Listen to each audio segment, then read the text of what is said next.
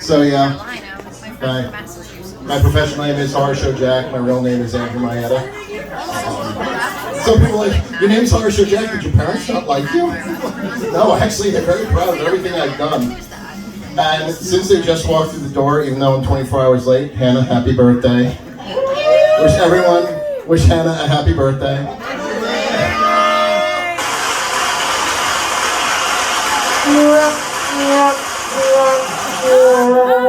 Sure, put the cupcakes next to the fat guy. That's not nice. That is so not nice. So is anyone here on Friday for the drag show? Okay, I know you were. So I have a bit that's going to go into that later, but I had the pleasure of using the restroom right after Maverick. And ladies, he leaves the seat up. So I walked right in and I'm like, we get yelled at for this. So in the news, and it seems like it's just been there for the past several years, and I'm sick of it because I'm sick and tired of hearing about children getting killed. I don't care about adults and people. I'm all in favor of like weeding out the human race, but not children. They deserve time to grow into the assholes they're going to grow into as they get older. But mass shootings are tragic. But let me ask everyone a question. If someone walked into a meeting of the KKK or the anti-abortion or the Proud Boys or a group of pedophiles and shot them up, would we really be upset?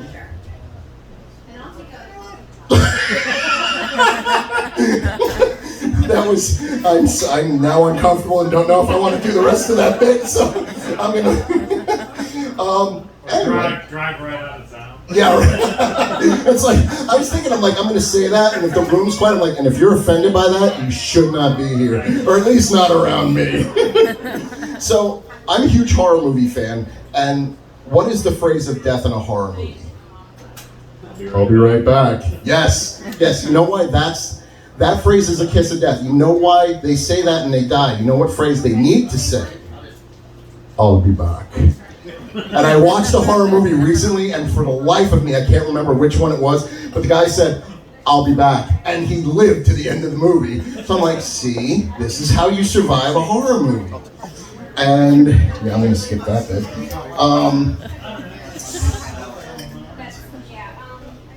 This is going to make all the men in the room uncomfortable, and I'm okay with this, but I'm actually going to need the microphone stand. This is a list.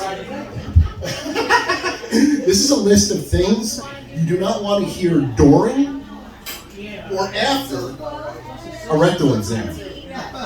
I literally had to write these down because I was writing out my notes, and then I kept coming up with extras. Like, I'm running out of room on the paper, and Angela was nice enough to write them out so I can read them, because every time I get up here and read my notes, I don't read Egyptian hieroglyphics, and that's literally what my handwriting looks like. I've got the handwriting of a third grader, and it just never evolved past that. So, things you don't want to hear during a rectal exam or after. Okay, the doctor will be right in. Wow.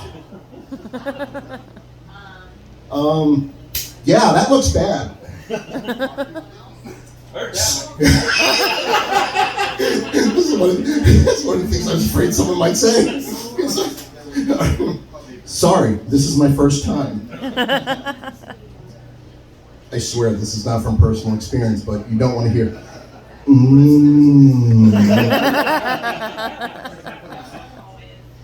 Another one I don't want to hear. This is why I became a doctor. See, I can't. I wrote these notes. That's why I can't read it. You doing anything later?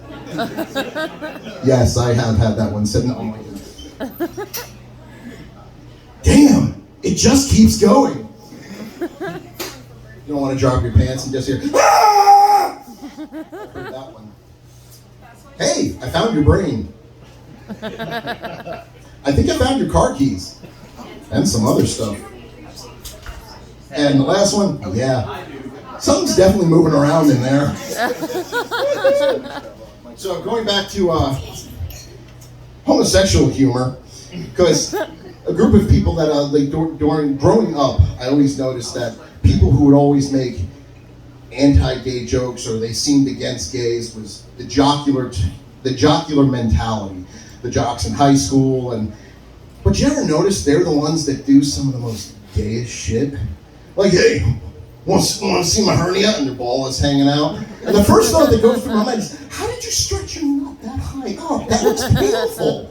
Or it's like, they trick each other to looking at each other's dicks. I mean, or like, you have a good game, they slap you on the ass. But I was told by a baseball player, if you say good game and slap another man on the ass, it's not gay. Okay, all right. I mean, and I said to him, I'm like, I don't care either way. He gave me a look and I went, what are you doing later? And he ran. So, drag queens are the OG cosplayers. Like, legit. Because cosplaying's only been around 15, maybe 20 years. But does anyone even know how long drag queens have been around?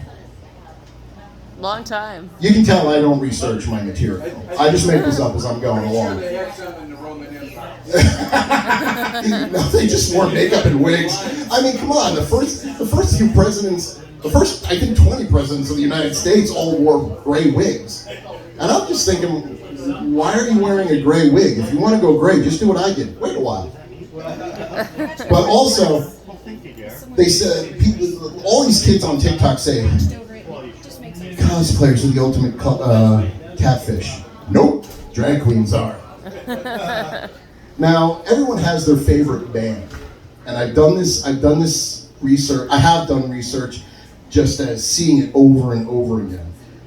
There are specific band shirts that even if they're just like, I like them so I bought that shirt. And it's Pink Floyd, Die Hard fan, and just the fan, Dark Side of the Moon. Every single one of them has Dark Side of the Moon. Iron Maiden, it's either Killers or The Trooper. Metallica, it's always just plain black nowadays and just says Metallica. Back in the 80s and early 90s, it was Damage Incorporated. Slayer is just Slayer, and you always have Slayer, you can't say Slayer, it just doesn't sound right. Or it's the demon skull face with the fangs and the motorcycle helmet and just a Slayer. Sublime, Sublime only had one album, right? And then the singer died? Yep, and the album cover, every person, you can tell, they smoke a lot of weed, they drink a lot, and they have that shirt and they have that album, and it's probably in their CD player in their car because they haven't updated their car. The car still has a CD player. And I'm not talking the CD player where you put the CD into the dashboard. It's got the tape deck, the inject, and then the CD player that, just every time you hit a bump, it skips. I feel seen. You're just upset because I called you out for leaving the seat up. And then the most modern band is Slipknot, and they just every fan just said Slipknot, and that's it. All right, and if you're a Maverick Rose fan, you have the shirt Marty's wearing, and if you're friends with Marty, you have his shirt.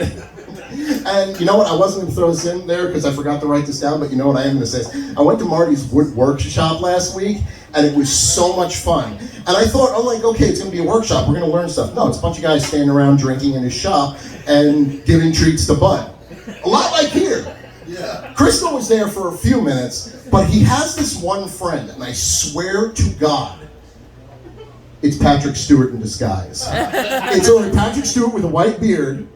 And I'm looking at him like, I'm just waiting for him to look at Marty and go, number one, engage. I swear to God. Either that or say something from the X-Men movies, and I can't think of one quote right now. But I have a little gray tabby that is named Victor Frankenstein. He has this thing, and I don't know where this came from, but if I leave the door open or I don't close the door all the way in the downstairs bathroom, he will push it open, he will jump on the sink, and he will stare in this vicinity. So it's really uncomfortable, and while you're going, you can't just shoo them away. So I'm like, all right, so now I'm petting him and turning his head away. I'm like, this is more uncomfortable. And then but as soon as I'm done, I go to wash my hands, and he runs away because he knows the water's gonna get turned on. But he only does that to me because Angela went earlier this week, and she left the door open, and he pushed it in, walked in, looked at her, and like, oh. and left. And then I was like, is my cat gay? I mean, I don't care. I just want to know. I don't care if you're gay, straight, transgender, from Mars, you like to hump water buffalo. I don't care. I only want to know because I just don't want to offend anyone and I don't want anyone yelling at me. That's the only reason. The only reason at all. And I will close with one of my favorite experiences at a Monster Mania in Maryland. It was, it was about 11 years ago. They had a Friday the 13th reunion, and after hours, the vendor floor was on the bottom floor of the hotel, and everyone's standing outside this hotel, and they all look scared or intimidated. They don't want to get on the elevator. And I'm like, what? And I noticed it's Ted White, actor who played Jason in Part 4. He was also in the F Troop and many other movies. Tom Morga, he was one of the pirates in the original Black Pearl, Curse of the Black Pearl, Pirates of the Caribbean, played Jason in Part 5, and Michael Myers in Part 4, and Melanie Kinnaman, I don't know, the blonde from Part 5. All three of them are in the elevator, and everyone's too scared to get on. I'm like, oh, screw this, I'm not missing this opportunity. So I step right in the elevator starts going up, and it's silent, and me being me, I have to break the silence. I'm like, so, everyone having a good weekend? They'll smile, laugh, like, yeah. And Ted White just looks at me and goes, yeah, it's gonna be bad in a little while. And I'm like, why? And he goes, well, I told my wife I'd call her in a little while. I'm like, why is that bad? He goes, I told her that 5 hours ago. I'm like, that's the most adorable thing. Guys, my name is Harsha Jack, my real name is Andrew. Thank you very much. Hannah, happy birthday! Thank you, Maverick. Tell people to eat the cupcakes. Hannah says eat the cupcakes, as if no one could have heard her. You know, for the people in the back. All right, ladies and gentlemen, boys and girls.